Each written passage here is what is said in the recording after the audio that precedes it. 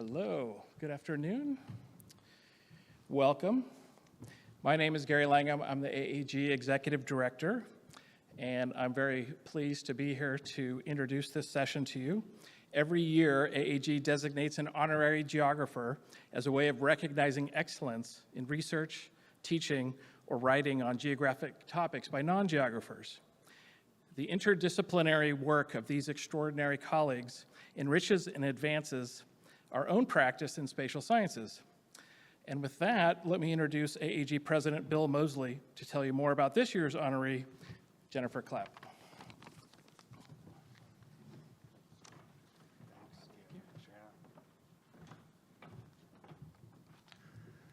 So thank you, Gary, and thanks to all of you for being here.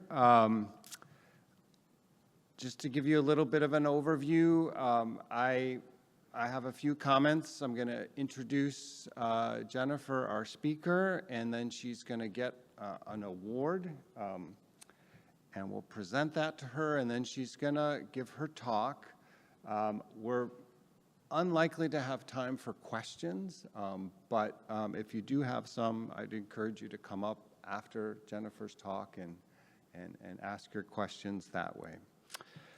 So I have a formal commendation to read related to this award, which is one of the highest honors that the AAG bestows. But at a more personal level, I'll just note that I first met Jennifer in 2019. We started our terms together on the United Nations High-Level Panel of Experts for Food Security and Nutrition, which is a scientific advisory group. Of course, I was familiar with Jennifer's scholarship, but I had never met her in person. And collaborating with her was, for me, just a phenomenal experience, getting to see up close how simultaneously incredibly productive she was, but also extremely kind and generous. And I was extremely fortunate to collaborate with her on some writing projects, and the things I learned from her, I think, have fundamentally changed me as a scholar and sort of expanded the way I think about food systems. The other thing that I want to stress here is that she's one of the few scholars I know who's actively trying to bridge the world of sort of ideas and scholarship with the world of practice. And I think this is incredibly important at this particular moment. She is actively bringing ideas from our scholarly community into the policy world. And whether she knows it or not, I would argue that she thinks a lot like a geographer. She emphasizes political economy, and she's thinking across scales when addressing these problems. So, on to the formal commendation. Jennifer Clapp, this year's honorary geographer, has committed her career to often groundbreaking work at the intersection of global economy, food systems, and food security, along with her commitment to praxis, including her current service as a member of the International Panel of Experts on Sustainable Food Systems, also known as IPES Food, and her previous service on the steering committee of the High-Level Panel of Experts on Food Security and Nutrition of the United Nations Committee on World Food Security from 2019 to 2023, and she was vice chair of this group from 2021 to 2023. She is a professor and Canada Research Chair in Global Food Security and Sustainability in the School of Environment, Resources, and Sustainability at the University of Waterloo. Her recent books include Titans of Agriculture, How a Few Giant Corporations Came to Dominate the Farm Sector and Why It Matters, published by MIT Press in 2025.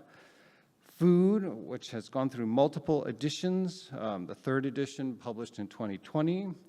Speculative Harvests, Financialization, Food and Agriculture, published in 2018. And Hunger in the Balance, The New Politics of International Food Aid. Dr. Clapp is a Fellow of the Royal Society of Canada and an International Fellow of the Swedish Royal Academy of Agriculture and Forestry. She has also received numerous awards for her interdisciplinary research, including a Killam Research Fellowship, the Innes Guerin Medal for contributions to social sciences from the Royal Society of Canada, a Pierre Elliott Trudeau Foundation Fellowship, the Canada Council for the Arts Molson Prize, and the Canada Association of Food Studies Award for Excellence in Research. So we are extremely honored to recognize Dr. Jennifer Clapp as the AAG Honorary Geographer for 2026.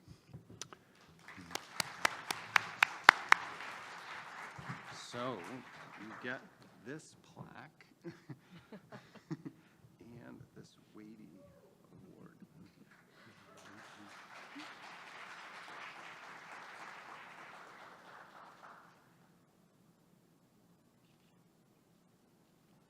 All right, the stage is yours. All right. Thank you very much, Bill. I'm really honored to be here.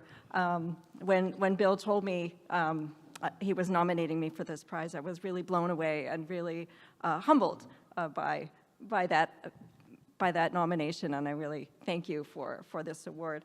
I want to say, I mean, first, how honored I am to be named an honorary geographer.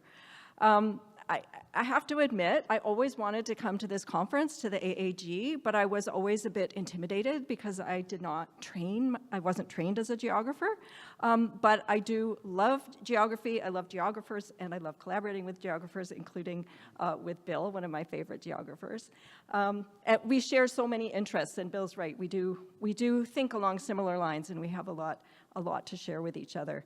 But I wanted to maybe take a minute to talk a little bit about some of my own personal connections to geography that came from early in my life. When I found out I had received this honor, I was thinking about, oh, that's interesting, because I grew up in a family of land surveyors. In fact, my father's a land surveyor, my grandfather's a land surveyor, and my great-grandfather was a land surveyor. So their lives and livelihoods were all about walking the land, measuring the land, charting the land, mapping the land. And this was the topic of many conversations in my household.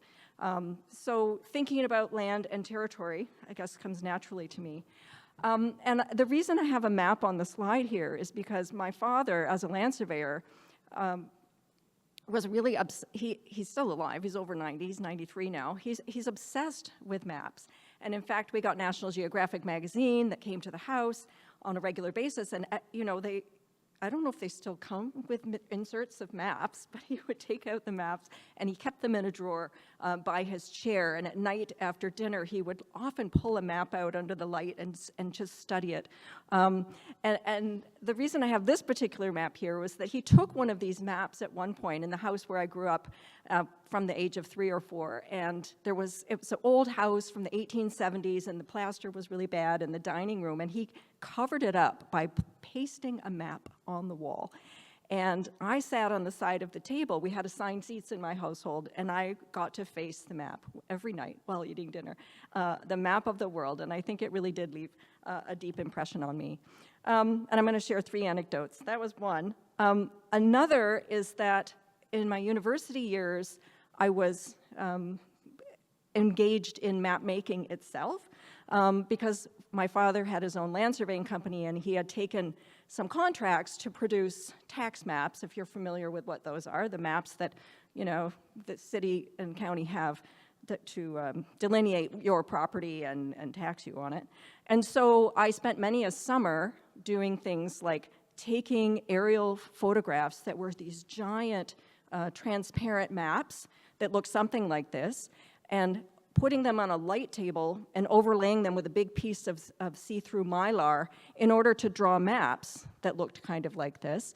And this was the old days. I would say this is in the late 70s and early 1980s. And so we had to draw the lines and do the lettering with an old-fashioned Leroy set that looks something like this. And I'm just curious how many of you are familiar with a Leroy set. Okay, so you know what I'm talking about. It looks fairly easy. You put the pen in one side and you put the side with a pin and you run it through the template, and it should result in perfect lettering every time. But if you've done this before, you know the ink globs up, or it's too thin, or you put the letters too close together or too far apart, because so much of it had to be done by hand. And I also had the challenge of reading legal descriptions and then drawing them over this map, but you couldn't guarantee that the airplane that was taking the photograph was always at the same elevation. And so sometimes the lines didn't line up, and you had to fudge it a little bit. You had to erase what you did, and you had to make it fit. And although that kind of work seems a bit remote from the kind of work that I do now as an academic in international political economy, I think, and also I would say, those tasks are now all completely digitized. But I'm really glad that I had to do it by hand, because I think those skills translate very well into academia, where you have to be careful, you have to have a steady hand, you have to, really plan ahead and make things fit. So that was my second anecdote. The third one I wanted to share is actually from when I was a PhD student. And I was a PhD student in studying international political economy in the International Relations Department at the London School of Economics. And I was doing field research, my planning field research in West Africa. This is actually a picture from the town of Gekadu in Guinea I think this was 1988, this photograph. And I was studying markets, and I was really interested in what farmers were doing. I was interested in the fact that they were smuggling a lot of their coffee and their cocoa across borders to get a better price for what they were growing. And the World Bank came in with its structural adjustment program, and there was this sense that farmers were suddenly going to sell into the more formal markets, and that this was going to lead to recovery. Well, we all know where that went. But when you're doing this kind of work, it's hard not to think about the spatial dimensions of what's in front of you. People, of course, they're smuggling because this town is very close to the border with Liberia and Sierra Leone, not too far from Ivory Coast. And so there was, a lot of this informal trade. And so as part of my PhD proposal, I had to put together a presentation to the elders of the department as part of my degree requirement. And I had been reading some work on space, on political space, on geographic space, thinking about spatial dimensions of markets. I found it really exciting. And I made my presentation to the elders and was roundly told this was irrelevant and I should drop that aspect of my work. And I was terrified as a PhD student, I must admit, and very upset. But I did drop it, and I regret that I did not follow through with that. But I just want to share that right now I have a PhD student, and her topic of her work is territorial markets in Africa. And so I'm really delighted to be able to support her in that work, bringing me back to my roots, thinking about space and geography. Okay, so that's the little bit I wanted to share. But just to say, again, I'm really honored to receive this award, and really humbled and grateful and thankful to all the people I've collaborated with over the years on my work. Okay, so I'm going to be talking about some recent work I've been doing. I would say for the past decade or so, I've really been kind of obsessed with corporate concentration and power in food systems. And it's really an important theme for us to think about, because corporate concentration, it is a persistent pattern across food systems, and there's been heightened consolidation in recent decades. Concentrated markets are also, we know, associated with inequities and increased corporate power that really matters for food system outcomes. So we see these patterns, and then we see outcomes in food systems that are linked to them. And I would argue that it's really vital for us to understand the drivers as well as the implications of corporate concentration and power in food systems, because it matters. It matters for the right to food, it matters for livelihoods, it matters for the environment. And especially we need to take these into consideration when setting policy.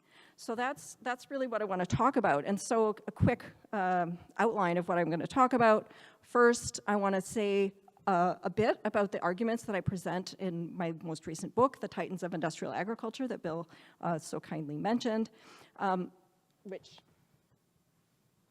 a copy here that I brought. In fact, it's a gift for Bill. So I present you that. Second, I want to talk about a paper that I published with colleagues last year, which took some of the conceptual ideas from the book and tried to apply it to the wider food system to see, how it played out in different parts of the food system, which required a little bit of making it fit, but I think helped us to sharpen the analysis. And then third, I want to, we're in a really weird geopolitical moment right now, and this is the AAG, and I think it's incumbent on us to think a little bit about this geopolitical moment and what it means for the research and policy agenda, including on corporate power, but also more broadly. So first, I'll just start talking about the book, and I will say that I was really inspired in my approach to writing this book by Louis Brandeis, and he was a US Supreme Court Justice, and he wrote in 1914, "Size, we are told, is not a crime, but size may at least become noxious by reason of the means through which it was attained or the uses to which it is put." And what Brandeis was referring to here was a deep concern that he had about the rampant mergers and acquisitions that were happening in North America, in the US in particular, around the turn of the century and the decades after. And he worried that this extreme concentration of wealth and power through this mergers and acquisitions was actually undermining democracy in America. And so he said, because there were these court cases around the time of whether being big itself was a crime. And it was determined that size itself wasn't the problem, but it's the noxiousness that he said that could come from both the way it was attained through hostile mergers and acquisitions and the way it was exercised by firms exercising power. And he actually, in his early work, I was on a fellowship, and this was just pre-pandemic, and I was reading his booklet, Other People's Money and How the Bankers Use It, and getting super excited about the parallels between that period and this period, and read a line of his work which called on scholars to understand the origins of this corporate dominance and power. He wasn't talking about the food system. He was talking about the economy as a whole. And it really struck me that nobody had done this work in the agricultural input sector. Yet, the agricultural input sector is one of the oldest and earliest that had experienced this extreme concentration of corporate power. So I really wanted to dive in. That's why the book is so long. It's over 400 pages. But I really wanted to dive into the history and understand how agricultural inputs like seeds, pesticides, farm machinery, fertilizer, these were not even commodities 200 years ago. But interestingly, by the early 1900s, they were already dominated by just a few firms. So I was trying to understand, unpack that puzzle, make sense of it. So this work actually started around 2015, when you will probably remember there was a huge spate of mergers and acquisitions going on in this sector. The first in late 2015 was Dow and DuPont announcing they were going to merge, and they formed 3 sub-companies, one of which is Corteva, which is one of the biggest seed and pesticide companies in the world. ChemChina bought Syngenta, and then that was bought by Sinochem, one of the biggest chemical companies in the world. Bayer bought Monsanto, so swallowed it up. BASF, another big player in the market, stood ready to buy all the bits that all the other companies were forced to sell to get regulatory approval for the mergers. And then in the midst of all this was this big merger between 2 of the biggest fertilizer companies in the world, Agrium and Potash Corporation. These are both Canadian companies, and formed a new fertilizer giant called Nutrien, which is one of the biggest fertilizer companies in the world. So I was really interested in all of this was happening, and then I started to think about the history. So that's how this kind of all came together. And the reason that I was intrigued by this is because I've been tracing this data on the concentration in the markets for quite a long time. There's a group in Canada called ETC Group that is constantly tracking this data. You might be familiar with them. But if we look at the market share of the farm equipment, seeds, agrochemicals, and fertilizer sectors, we see that the top 4 firms in those sectors control a pretty significant amount of the market. Farm equipment, it's 43%. Seeds, it's 56%. Agrochemicals, 61%. And fertilizers, I would say, 24%. Don't let that fool you. That's because fertilizer is a weird market, and there's nitrogen fertilizer, there's phosphate fertilizer, and there's potash fertilizer, and it's distributed geographically because of it being largely linked to natural resource availability. But if you look at the domestic level, we often see these levels of concentration are even higher. So it's really important to think at different scales. And when we look at the domestic level, we see, for example, if you look at the seed market domestically, in many countries, the top 4 firms control well over 80% of the market, in some cases almost the entire market controlled by just 4 firms. And if we look at fertilizers, again, like I said, it's not that concentrated globally, but if you look nationally, it's super concentrated. Or if you look by the nutrient, the specific, whether it's potash, phosphorus, or nitrogen, you see it's quite concentrated. And most economists would say any concentration level over 40% is likely to result in distortions in a market, and over 60%, it's almost guaranteed it's going to result in distortions. So I was, again, trying to understand, how did we get here? And should we worry? Should we worry? I think we should worry. I'll explain why I think we should worry.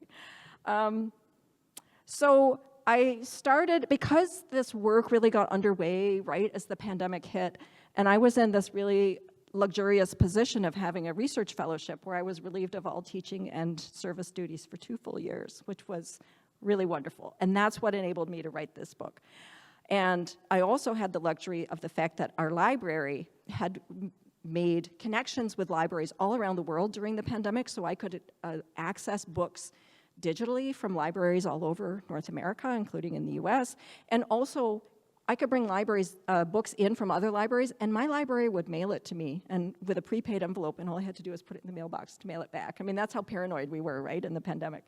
But what I learned was super fascinating to me about all of these companies that I was vaguely aware of, but not really familiar with, like Funk Brothers Seeds, or the McCormick Reaper Company. I was familiar. I wasn't that familiar with a Royster guano company, or others. I mean, I'd heard of Massey Harris because I live in Canada, and that's a Canadian firm. But all of these firms that were big over 100 years ago, they all are either still prominent today, like John Deere, or Dow, which is now part of Corteva, or they got swallowed up by another firm. And all of the big firms, I don't want to show, in the book, I've got all these crazy diagrams showing the lineage of all of these many companies and how they ended up as 4. But the connections are just really striking. Almost all of these early companies that were dominant are actually part of the new companies today that still dominate. So I was trying to understand that. And the firms themselves, of course, they have their own narrative. They would tell you they're just more efficient than others. That's why they managed to stay big, be big and grow big. Or they were simply more innovative. They came up with good ideas, and therefore they deserve to have this dominant position in the market. But I wasn't convinced that those narratives coming from the firms themselves were the only answer to why these companies got big and stayed big. So that was the first, the book has 3 big arguments. That's the first argument I talk about in the book. And I say that I outline 3 factors that help them get big in the first place. And one is, of course, market dynamics. This is a picture, by the way, of the McCormick Reaper Works in Chicago around 1902, at the time that there was a massive mega merger of 7 machinery firms that merged in the US at that time that controlled 85% of the farm machinery market. That's 85%, one firm. 1902. So it tells you how far back this goes. And the market dynamics, of course, if you look at this factory, you can see economies of scale obviously really matter, because if the firm can produce huge amounts, they can do it at a lower unit cost and be able to sell those products more cheaply and basically drive others out of the marketplace.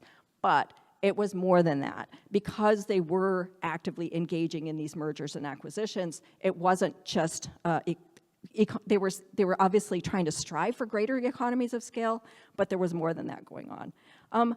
a big part of it that I discovered was that these companies had privileged access to finance that enabled them to buy up their rivals.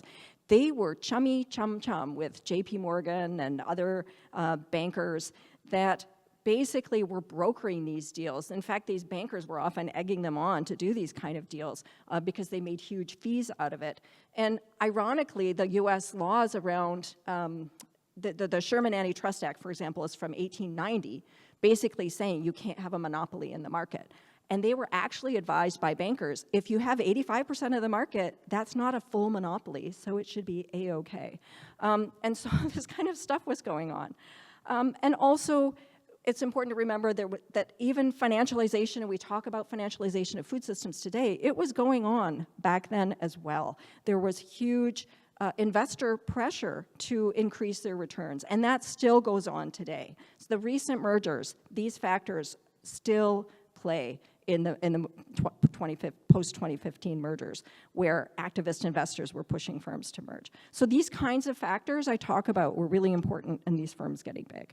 But a second factor also really mattered, and that was technological drivers. So remember, I said these firms made the case that they were more innovative. Maybe they were in some cases, but it was a little more complicated than that. There were transformative innovations happening both inside and outside of the agricultural sector that these companies basically were able to benefit from. They, of course, you know, Cyrus McCormick created this narrative that he was the one and only inventor of the mechanical reaper. He wasn't the only inventor of the mechanical reaper. He just happened to be the one with the business savvy that went forward and was able to patent his machine and market it nationally. But he benefited from the fact that the railroad was coming along at that time. Farmers were moving west. He was able to ride that development of a national market in the US. And so that there were these inventions, but they were also in the right place at the right time.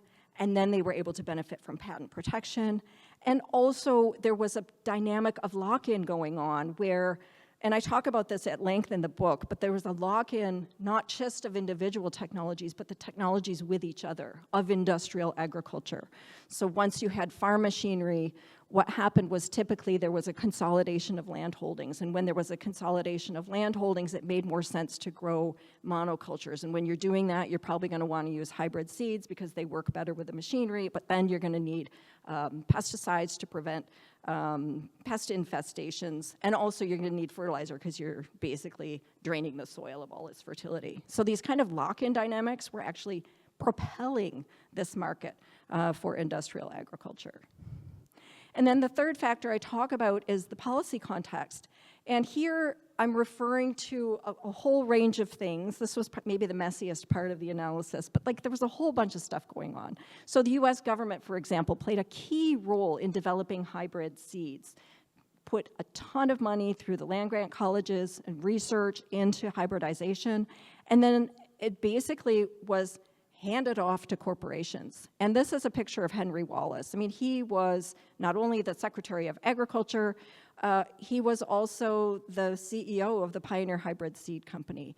And he took his role. I mean, it's funny, when I was researching this book, I was like, I can't believe this conflict of interest. I mean, he was running this company and promoting hybrid seeds, but now it looks like baby stuff compared to what's happening in the current administration. But he did play a big role. He devoted so much of his policy effort to promoting hybridization. And they handed these technologies off to corporations. And in fact, the US government stopped doing that research, which they were previously handing those seeds out for free to farmers, and they were encouraged by those companies to simply do the basic research and leave the hybridization to the private companies.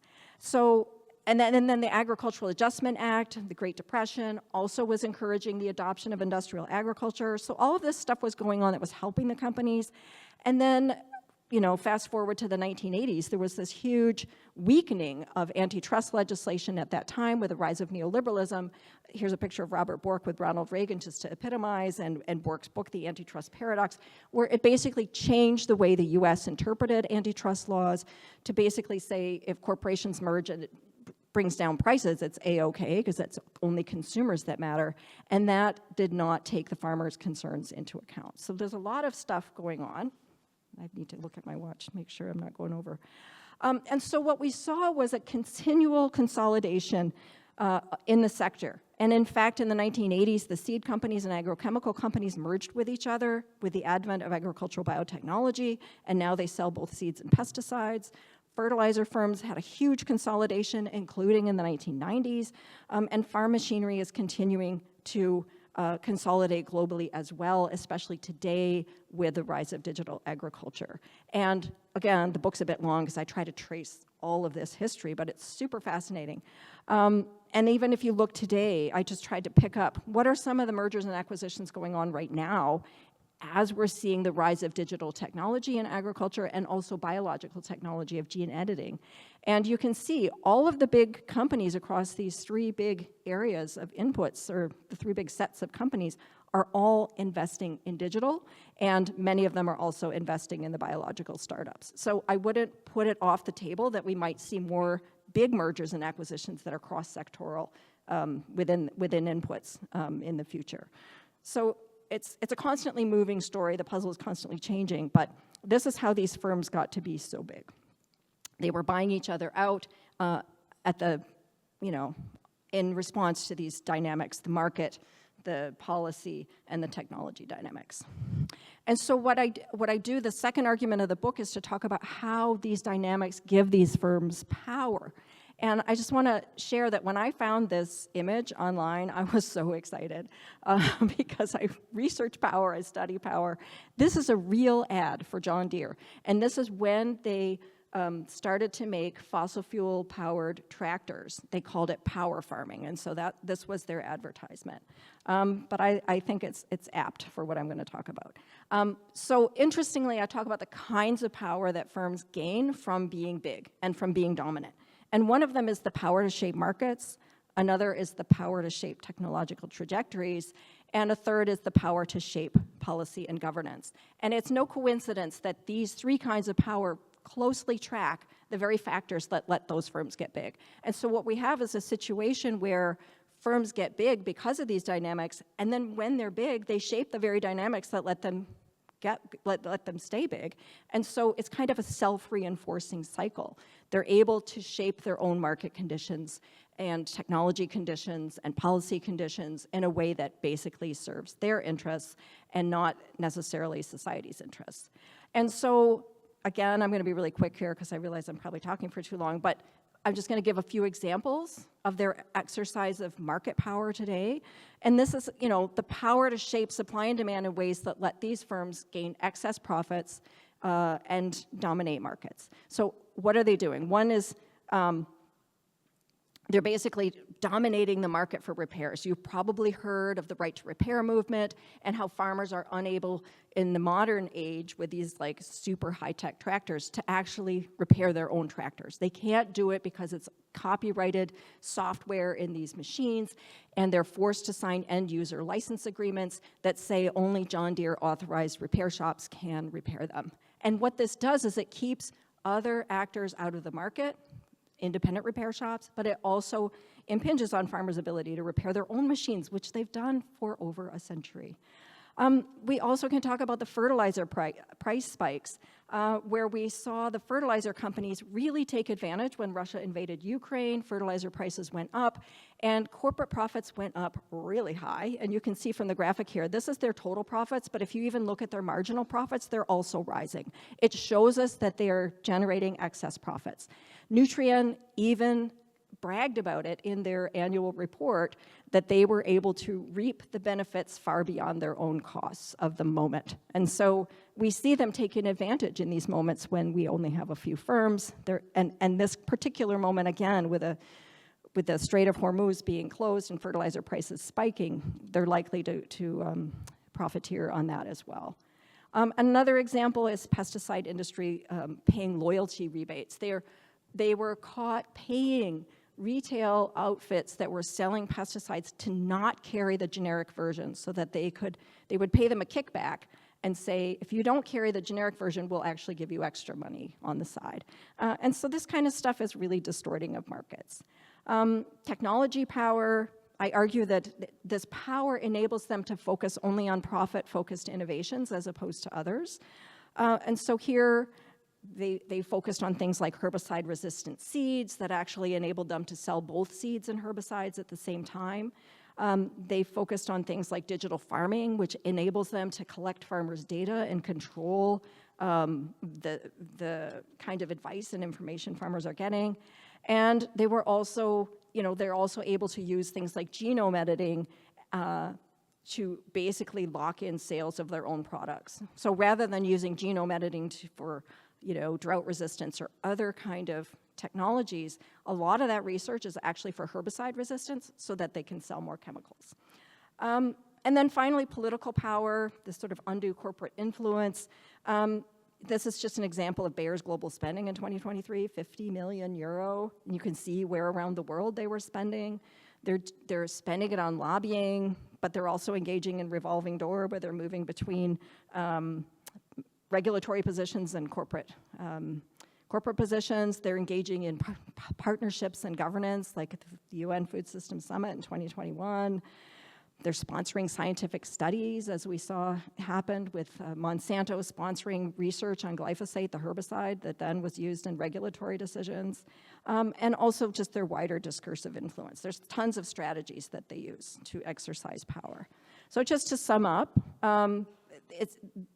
I developed this diagram as sort of a map as I was writing the book, but I decided to put it in the book, is that we see this concentration leads to these three kinds of power, which has these kinds of effects, has price effects, creates barriers to entry, profit-focused innovation, and undue corporate influence, and there are costs to each of these kinds of power and effects. Higher costs for consumers, limited farmer choice and autonomy, fewer entrepreneurial opportunities, technological lock-ins, the externalization of costs, undermining democratic participation and reinforcing societal inequalities. I know that's a lot to say all at once, but that's why I put it on the diagram.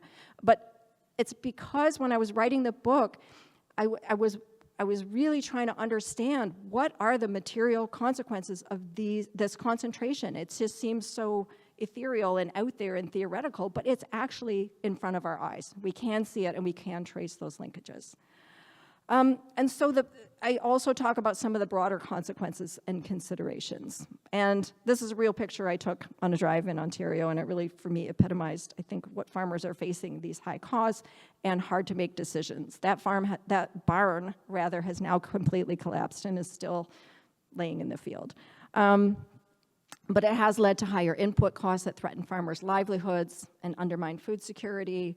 Farmers have lost autonomy, as I said, due to lock-ins, but they're also becoming more de-skilled. They're losing the skills that they knew to read the land, to understand how to manage pests naturally, basically how to fix their own machines. They've lost a lot of that knowledge. And this pursuit of profit-oriented innovations and technological lock-in, and this is where I connect with Bill's work, because he writes so much about agroecology. It's making it harder to transition to ecological farming systems like agroecology, because farmers are basically locked in and nervous about making a change. And this continued reliance on a herbicide-centric model obviously threatens environment and health. So there's a lot going on in terms of what's happening in this book, but the takeaways that I talk about in the book, and I refer back to the Granger movement, which was from the 1860s, and in America, the Grangers were really concerned about corporate power. They put their finger on it really early.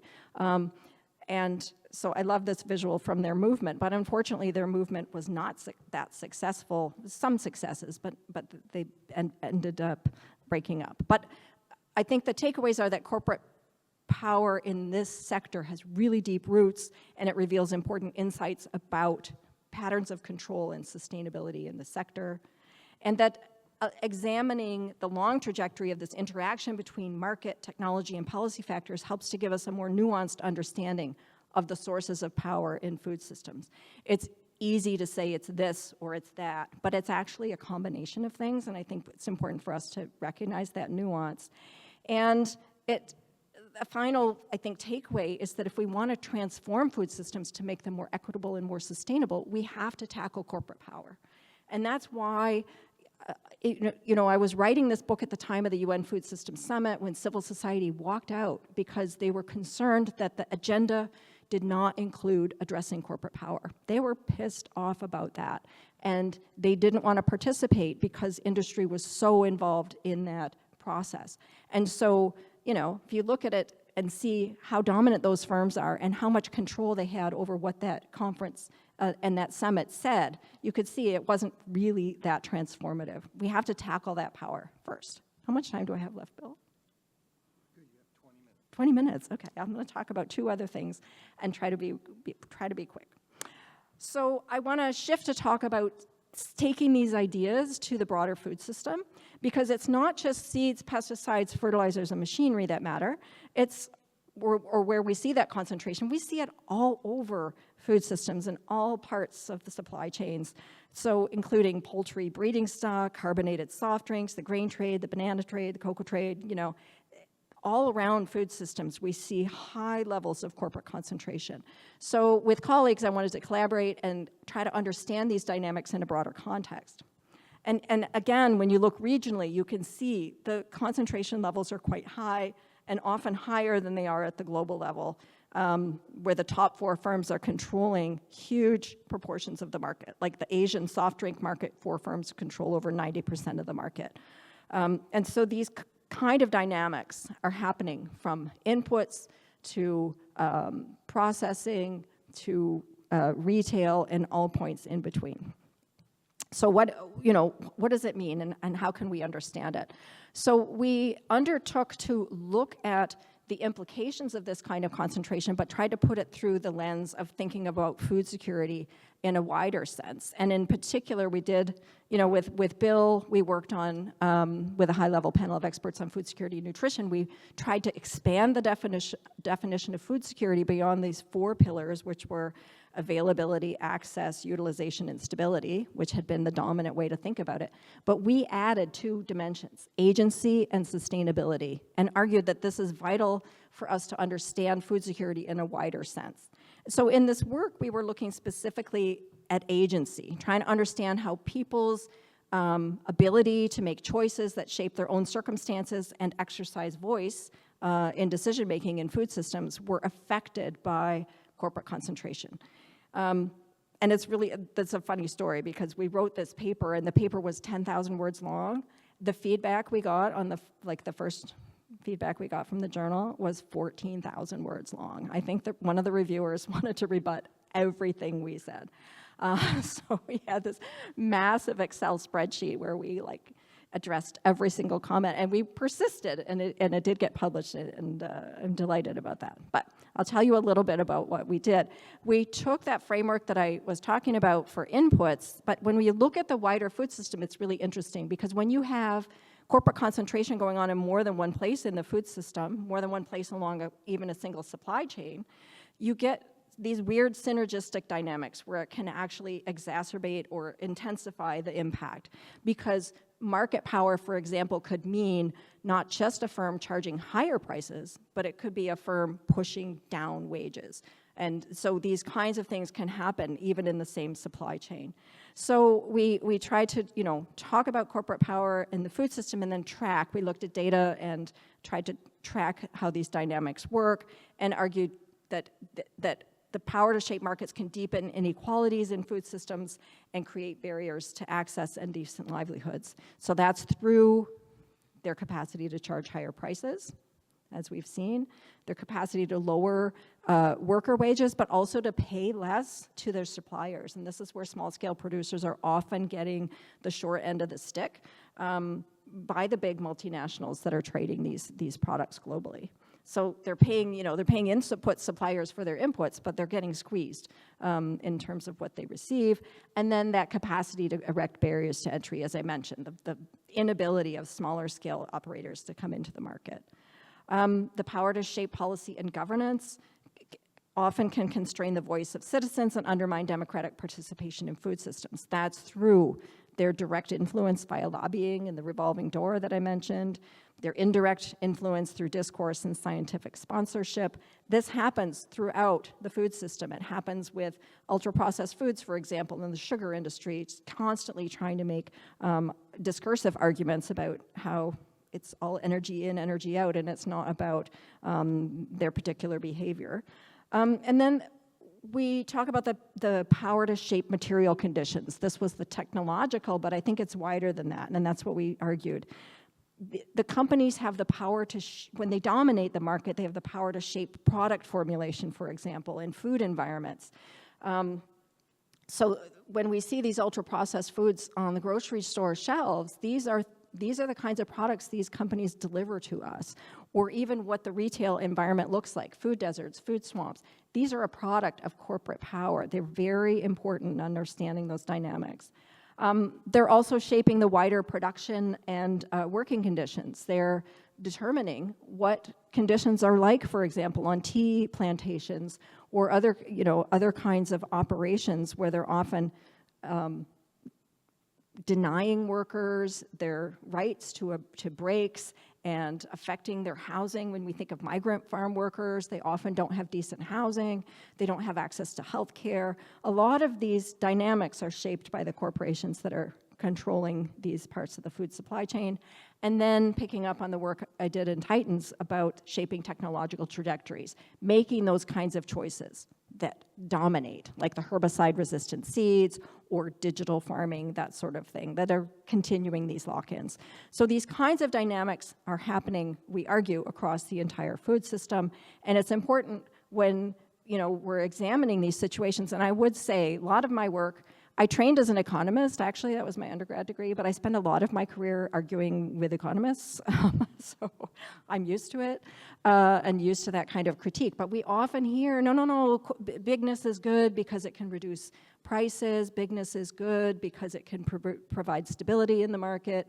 But there are these instances where we often see these breaches of what they argue is going to happen often doesn't happen. And that's because corporate concentration increases the risk that these bad things will happen. And that's why we argue we need better regulations to deal with it.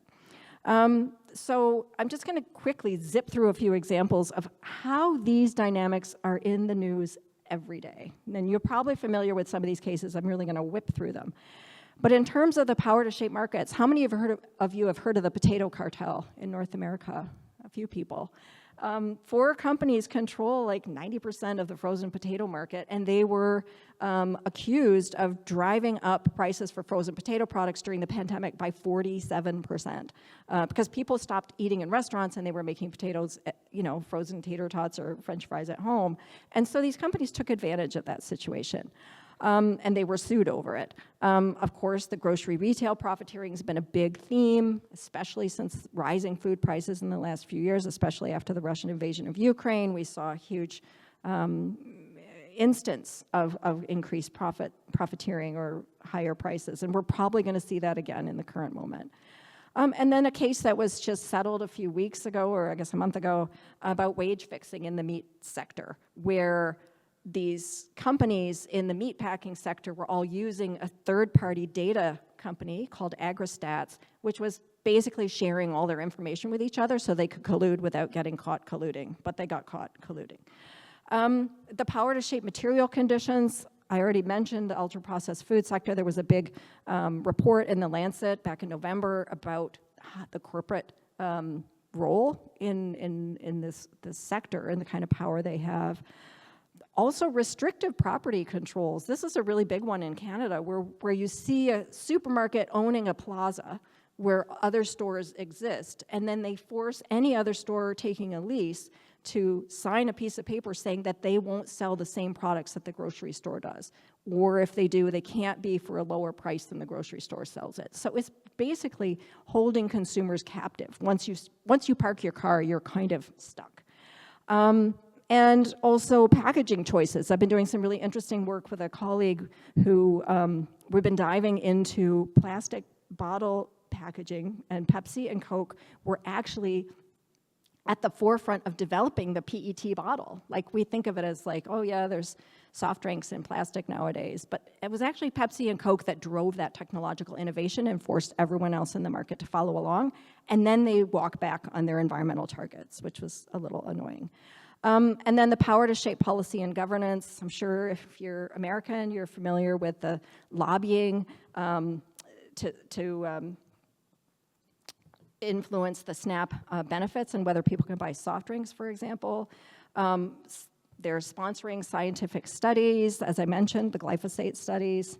That study was recently retracted, which is super interesting. 25 years it influenced policy before it was retracted.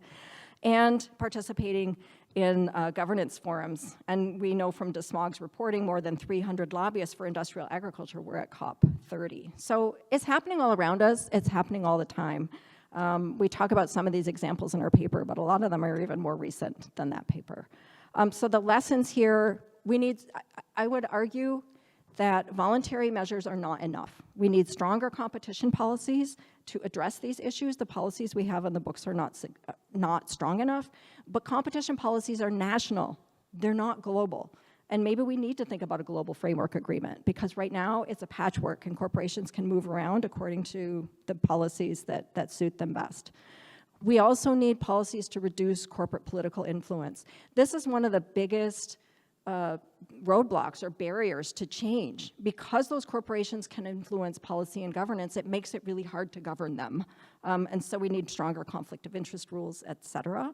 We need to increase public support for alternative food system models. That was a big lesson I had from writing Titans of Industrial Agriculture, was the strong role that the US government played in developing and promoting agriculture in the early days, and then it stepped back. What if it stepped forward and put more effort into things like agroecology? That would be really interesting, but right now, agroecology receives very little funding. We also need to think, as I said, maybe globally. There's a negotiation ongoing for the last 10 years on a binding treaty on transnational corporations and human rights. We can bring strong liability mechanisms, though I'm going to talk a little bit about geopolitics, and I'm not sure with a weakening of the UN system how that's going to go. And we need to improve data availability and accessibility. This was one of the biggest challenges in all the work I've been doing in the past decade. It's so hard to get your hands on data to understand what's going on with these firms because they keep it private. I just requested from S&P Global, what is your price on the report that will give me the market share in seeds and pesticides? Just that sector. And they said, it'll be 5 figures and you need to have a 2-year commitment to buying that report. And I'm like, how many of us have that kind of money to buy that piece of data? It's behind paywalls. Okay. 5 minutes? Yeah, we're good. Okay.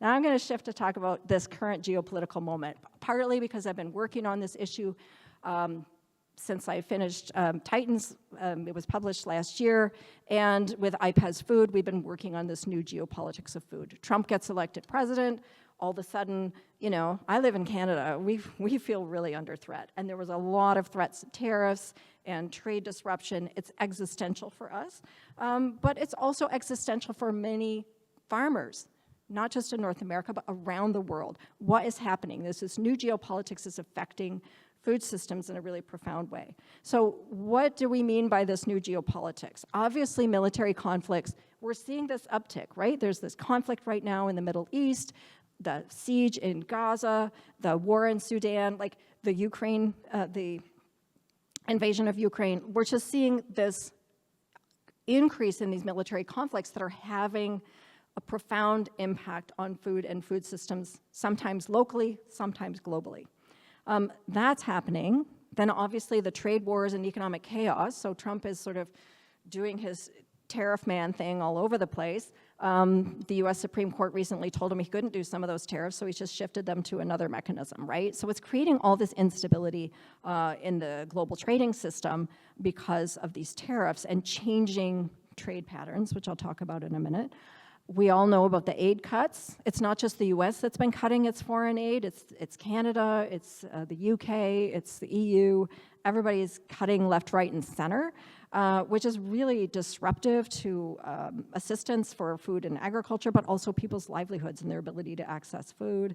And in the context of this, we also are seeing a weakening of global institutions.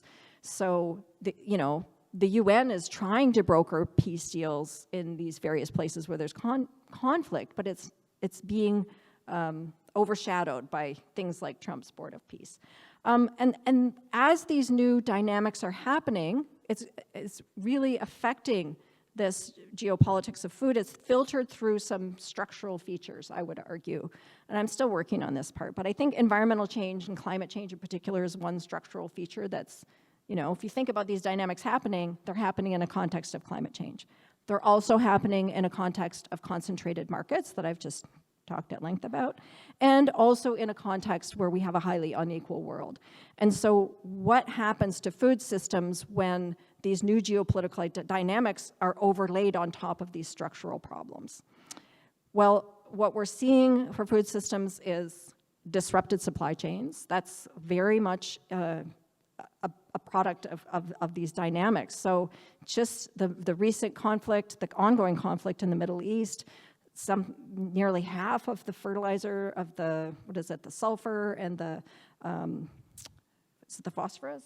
Yeah, I should remember. But anyway, no, the nitrogen. Anyway, all of them are affected by what's going on with the closure of the Strait of Hormuz. And that also happened when Russia invaded Ukraine. So we're seeing these disrupted supply chains, not to mention energy, which is super important for food systems.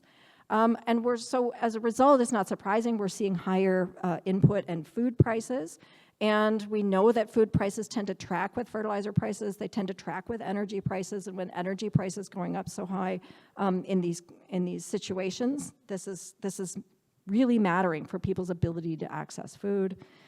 We're also seeing ecological costs of supply chain shifts. So take, for example, with the US putting tariffs on China, China retaliating by stopping buying American soybeans. Instead, it's going to buy Brazilian soybeans. What does that mean in Brazil? It means Brazil's clearing more land and using more chemicals to grow soybeans to sell them to China. And these kind of whipsawing, changing patterns have real material consequences in real places, like in Brazil. And that's not the only impact. I mean, we're seeing farmers in North America, for example, losing those markets, and then this can lead to huge amounts of food waste. We're also seeing growing concern about the exercise of corporate market power and elevated profits. That's something that I worry about when this new geopolitics of food captures, or new geopolitics in general. I don't think we're talking enough about food, and we should be, but also we're not talking enough about how corporations often are taking advantage of these unstable and precarious situations to profit. And it's, as I said, when they're highly concentrated and these markets get disrupted, it's really easy for them to jack up prices and to profiteer. And we're seeing that right now, like the cost of energy is going up, but also the cost of shipping and all of the cost of fertilizer. And I wouldn't be surprised when we look back and look at the data that we're going to see not just the overall profits of these firms, but their marginal profits are likely to be through the roof. And this is something, again, we need better regulation to deal with. And of course, you know, overlaid all of this is rising hunger and the weaponization of food, especially in these conflicts. These are serious costs and consequences that are filtering through to our food systems from this new geopolitics. So in this work with IPES Food and this work that I'm trying to think about how states are responding to this context, because many states want to protect themselves. They want to protect themselves from this volatile world economy, which is marked by this violent conflict, and ensure that they, can feed their own populations. So what we're seeing is, in a way, I've been tracking with my grad students what states are doing in response, and we're seeing a lot of states calling for, measures that would insulate them from these global markets in which they've lost trust. But I would say from reading the documents that we've been able to gather so far, the precise direction isn't clear. So I would say a lot of countries are saying we need to boost our domestic production. We need to rely less on trade. We need to grow more at home. But discourses are often split, where sometimes states are saying we need to grow more at home, but we're going to go all in on digital agriculture to do it. And others are thinking more agroecologically. I would argue we need to think more agroecologically given the context we're in, but it's unclear. And it's important for us to recognize that moving towards food self-sufficiency or greater self-reliance doesn't necessarily mean it's going to be ecological, and we have to keep our eyes on that, because it could just drive more dependence on the big firms that control digital agriculture and AI agriculture models. We're also seeing states trying to diversify their trade partners. So, you know, this is Canada and Mark Carney. I'm sure you all heard about his speech at Davos, where he was basically trying to say middle powers can get together and come up with a new way to think about the global trade system. But what we're seeing is that still, it's complicated. It hasn't been worked out yet. We don't have these alternative trade networks yet. Some countries are becoming wary about being too dependent on some countries like China as a market, because they could also be mercurial. And it's about not putting all your eggs in the same basket. So that's a bit unclear. And then also, some states are trying to bolster measures to protect their producers and consumers from volatility through things like supply management or public stockholding programs, this sort of thing, that can help manage volatility in markets. But again, here, these measures can be expensive, and we're seeing it's a really interesting moment where we're seeing the United States, for example, breathing down India's neck, saying you shouldn't have this public stockholding or supply management in dairy. They're breathing down Canada's neck. You shouldn't have this.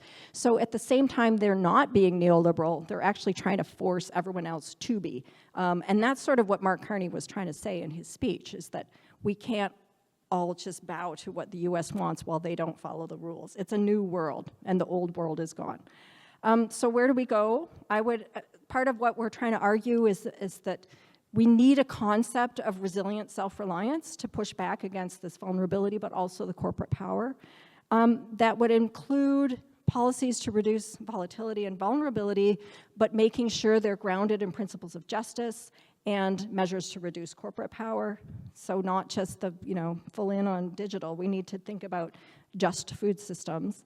We need to support agroecological transitions to boost domestic production and reduce reliance on corporate inputs, because we know agroecological farming does not rely on these industrial inputs.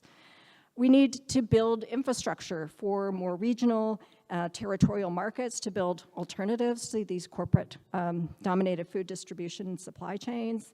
And also, we need to foster cooperative and international food trade and aid relationships grounded in solidarity and ecological principles. I know it's a huge agenda, and it's really hopeful. I like to stay hopeful in these dark times. But I think as the world is moving forward, I think it's really important for us to think about not just what's happening and what are the consequences, but where do we want to end up? And I think we need those principles to guide us to get to where we want to end up. So, and speaking of ending up, I'm going to end up there and say thank you very much.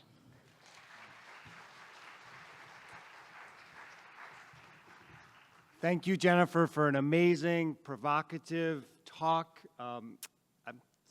Thank you from the bottom of my heart, and thank you all for being here. So have a good rest of conference and have a good afternoon. Thank you.